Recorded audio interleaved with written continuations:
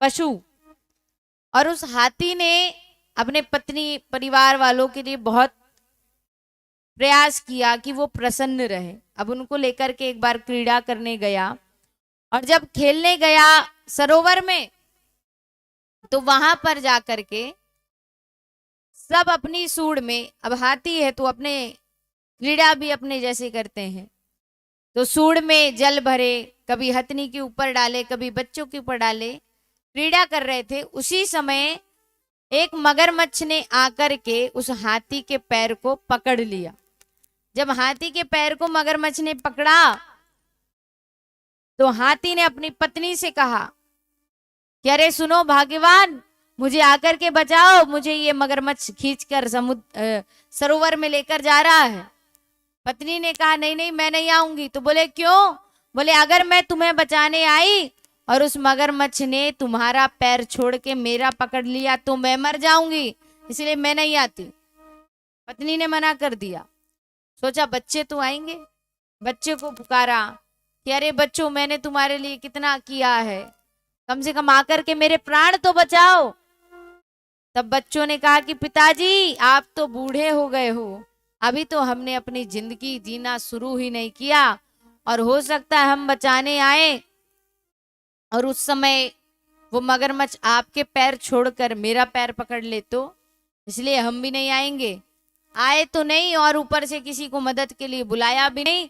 वहां से पत्नी भी चली गई, बच्चे भी चले गए। उस पशु ने सोचा कि क्यों मैं व्यर्थ समय इनके पीछे अपना करूं, क्यों ना उस परमात्मा को पुकारूं। भगवान विष्णु देख रहे थे ऊपर से बैठे बैठे कि एक बार बोले तो कि आइए, मैं तो जाने को तैयार हूं।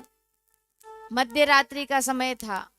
अब जब देखा, संसार वालों को आवाज लगाई, संसार वाले नहीं आए, तब आवाज किसको लगाई? गोविंद को।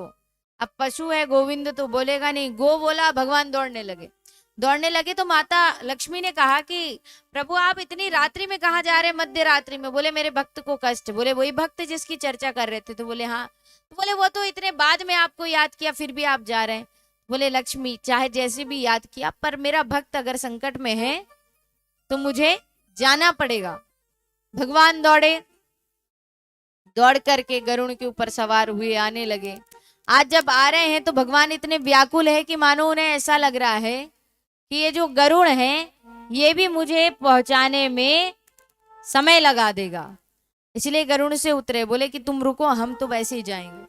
दौड़ने लगे, नंगे पैर दौड़ रहे हैं।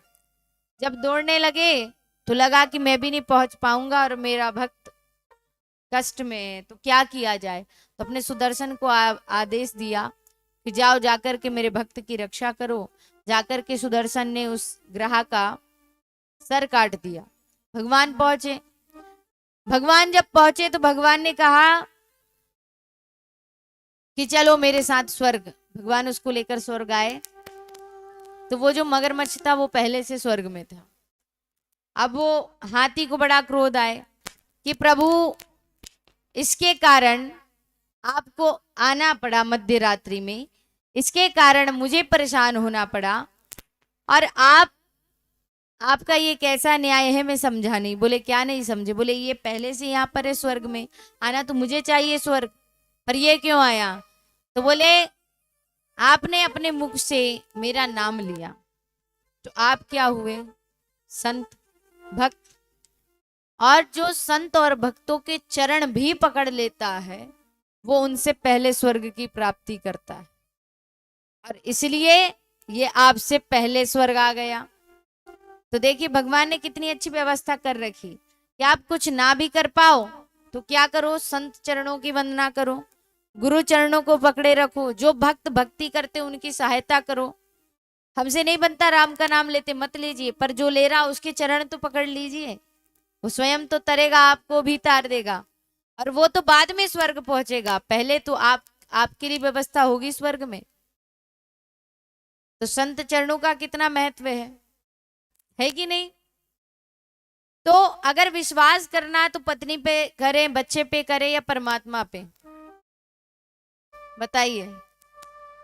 आप ऐसे ऐसे करेंगे जरूर